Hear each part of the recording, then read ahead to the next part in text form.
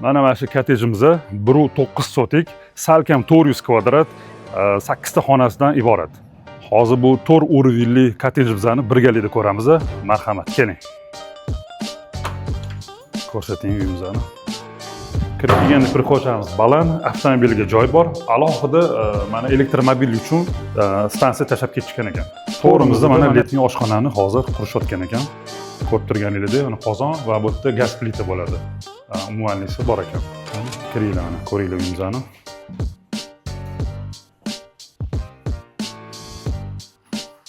Anaqa. Birinchi oshxonadan boshlaymiz, keling. Oshxonaga kirganingizda mana to'g'ri burchak juda katta. Eng afzal, yaxshi yoqqan tomoni menga ko'chada mehmon kelib qolsa ham bemalol darvozada kim kelgani ko'rinib turar ekan. O'ng tomonimizda mehmonlar uchun katta zal.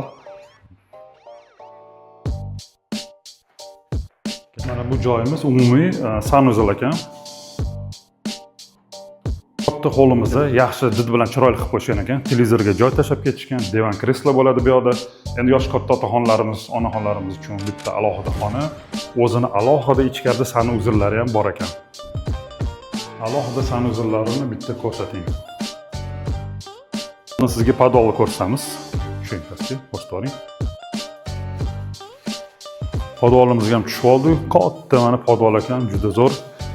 Bu yerda nimalar bor ekan? Qani podolimiz katta, yaxshi, balangina ekan. Mana bu joyda garderobga joy tashab ketishgan. Mana bu joyimizda maxsus kotelni joyi ekan. Agar ahamiyat qilgan bo'lsanglar, hammasi xonaga alohida to'pli pol uchun mana sistema tashab ketishgan ekan. Ikkinchi qavatimizga chiqib oldik. Mana katta bo'lgan hol ekan, televizorga joy tashab ketgan, divan kreslo. Mana bu xona detskiy, bolalarimiz xonasi bo'ladi. Yorug', juda kattagina. Bolalar xonasidan chiqdik. Kartinkalari chiroyli, zo'r. Ana endi ota-onalar xonasini ko'ramiz. Keling. Ota-onalar xonasi mana katta, yorug', kichkina balkonchasi ham bor ekan. Agar ahamiyat qilgan bo'lsangiz, mana buni alohida joy перегородка qilishgan. Sababi bu yerda spalni bo'ladi.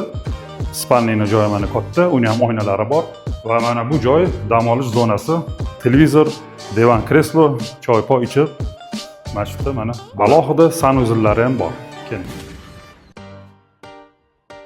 Ota-onalar xonasidan chiqdik va mana bu yerda mehmonlar uchun alohida yana bitta zalimiz bor.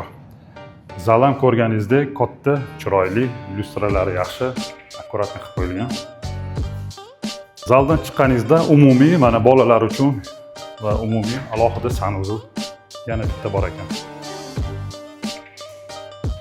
Mana endi siz bilan birgalikda mansardasini ham ko'ramiz. Kelinglar. Mana mansardasiga ham chiqib oldik. Katta ekan mansardasi ham baland. Mana ko'rib turganingizdek katta zal. Bu yerga bolalarimizni chiqarib olsak o'ynab yurar ekan. Ko'chaga chiqargingiz kelmasa, bu xonamizda nima ekan? Bu xonamiz garderobni ekan. Juda katta garderobni bor ekan. Garderobdan chiqdingiz, mana bu xonamizni ko'ringlar. Bolalar o'ynab yuribdi. Tasavvur qiling, chap tomonimizda yana alohida sanuzellari ham bor ekan bolalar uchun.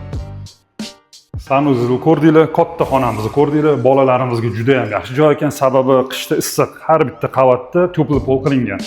Yozda konditsionerlar muzdekini bo'lib turar ekan. Joyimizni ko'rdinglar, 400 kvadratga yaqin, 4 o'rinli.